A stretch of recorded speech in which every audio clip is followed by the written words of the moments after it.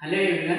आज की इस वीडियो में हम एक बहुत ही इंपॉर्टेंट मशीन के बारे में बात करेंगे जिसको एनेस्थीसिया मशीन बोलते हैं। यह ऑपरेशन थिएटर में यूज होने वाला सबसे इम्पॉर्टेंट इक्विपमेंट्स है या मशीन है जिससे हम पेशेंट को बेहोश करने के लिए हेल्प में लेते हैं और उसके साथ साथ जो उसके वाइटल फंक्शन है उसको ये सपोर्ट करता है। ठीक, ये जो मशीन आपको दिखाई दे रहा है ये एनेस्थीसिया मशीन है।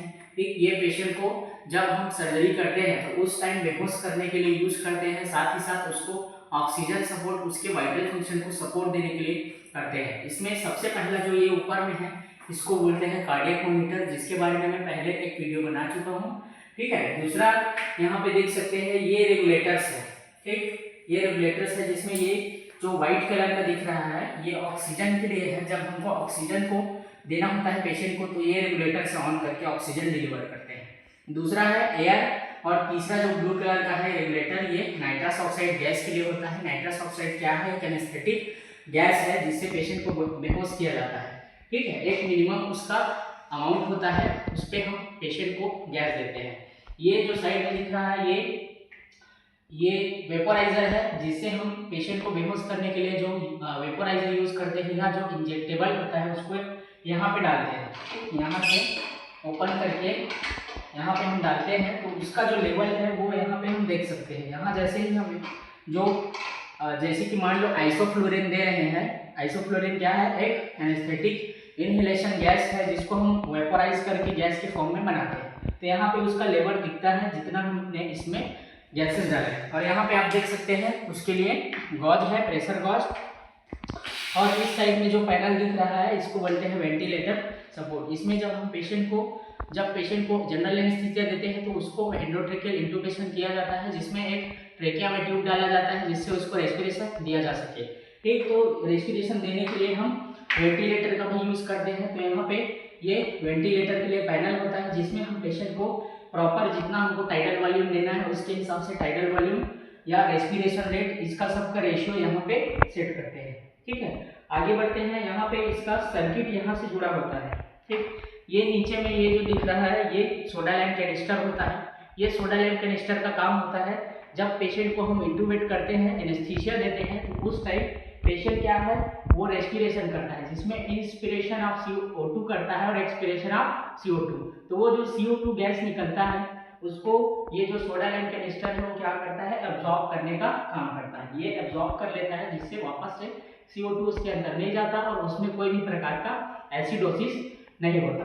ठीक है, नेक्स्ट बढ़ते हैं। ये हमारा ट्रे है जिसमें हम मेडिसिन को जब हम प्रिपेयर करते हैं एनेस्थीसिया के लिए तब यहाँ पे हम रखते हैं। मान लो यहाँ पे आप देख सकते हैं मेडिसिन रखा हुआ है। ये लिग्नोकेन है जिसमें एड्रेनालिन है और ये पेन लिग्नोकेन ज़ाइलोपेन 2% है। यहाँ पे और बहुत सारे इंजेक्शन रखा हुआ है जिसके बारे में हम अगले वीडियो में बात करेंगे। ये जो दिख रहा है ये प्रेशर, यहाँ पे वैक्यूम क्रिएट होता है जिससे मान लो बॉडी फ्लूइड निकल रहा है, सक्शन करते टाइम अगर ओरल सिक्रीशन आ रहा है तो उस सिक्रीशन को सक करने के लिए ये वाला मशीन यूज करते हैं जिसको बोलते हैं सक्शन मशीन। ठीक है, इतना हमको समझ आ गया। नीचे में ये जो दिख रहा है लोअर सेल्फ, इसको बोलते हैं लोअर सेल्फ कंटेंट। इसमें हम जो जरूरी आर्टिकल है ड्यूरिंग पेशेंट को सर्जिकल प्रोसीजर, उसको एनेस्थीसिया देते टाइम या कोई इमरजेंसी में उसको ट्रीट करते टाइम, तो ये वाला लोअर सेल्फ में हम उसमें जो यूज होने वाले आवश्यक इक्विपमेंट्स है या इंस्ट्रूमेंट है उसको ये लोअर सेल्फ कंटेंट में रखते हैं। इसमें दो कंटेंट होते हैं, नीचे में भी होता है जिसमें सारे वेंटिलेटर सर्किट्स और ये जो बैक सर्किट है वो रहता है।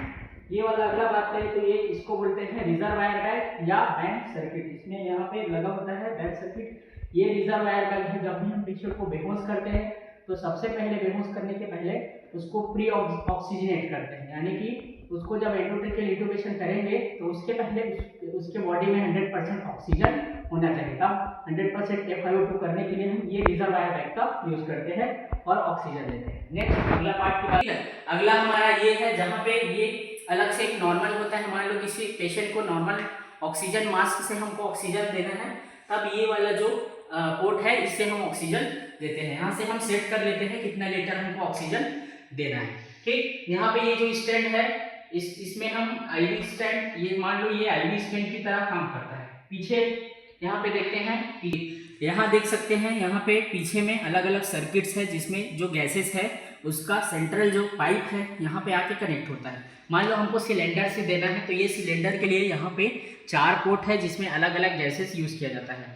यहाँ पे जो ये N2O लिखा है ये नाइट्रस ऑक्साइड के लिए करते हैं। ये जो सिलेंडर है इसमें नाइट्रस ऑक्साइड गैस भरा हुआ है, नाइट्रस ऑक्साइड गैस हमको देना होता है, तो इसमें हम सिलेंडर फिक्स करते हैं।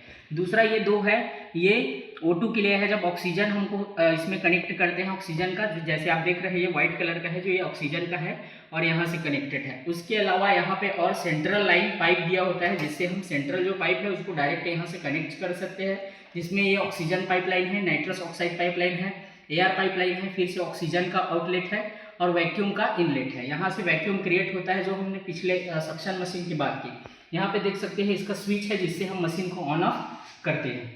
ठीक है, तो ये हुआ एनेस्थीसिया मशीन के बारे में बेसिक जानकारी। ये वीडियो आपको हेल्प करेगा एनेस्थीसिया मशीन के बारे में जानने में। अगर आप मेडिकल स्टूडेंट हैं तो ये वीडियो जो है आपके लिए बहुत इंपॉर्टेंट है। वीडियो अगर समझ नहीं आया होगा तो वीडियो को एक बार फिर से देखें और इसको समझें कहाँ कहाँ पे कौन कौन से पार्ट्स होते हैं। और अगर आपको इसके बारे में और डिटेल वीडियो चाहिए तो उसके लिए कमेंट करो।